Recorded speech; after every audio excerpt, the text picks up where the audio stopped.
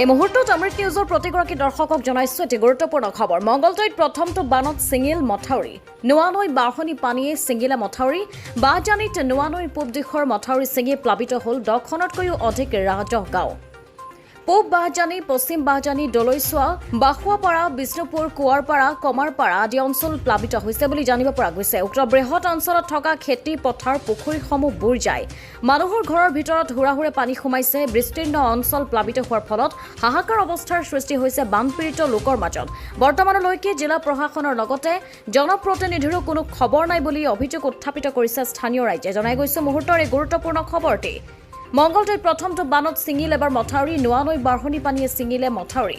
বৃহত্তৰ অঞ্চল খেতি পথাৰ পুখুৰীসহ বুৰ গৈছে উক্ত ঘটনাত আৰু মানুহৰ ঘৰৰ ভিতৰত এতিয়া হুৰাহুৰে পানী সোমাইছে। বিস্তীৰ্ণ অঞ্চল প্লাবিত হোৱাৰ ফলতে হাহাকাৰ অৱস্থাৰ সৃষ্টি হৈছে বানপীড়িত লোকসকলৰ মাজত। বাহজানিত নোৱানৈৰ পূব দিশৰ মথাউৰি ছিঙি প্লাবিত হৈছে প্ৰায় 10খনতকৈও অধিক ৰাজহ গাঁও। মঙলদৈৰ পৰা জয়দীপ ডেকাৰ ৰিপৰ্ট, অমৃত নিউজ 24/7।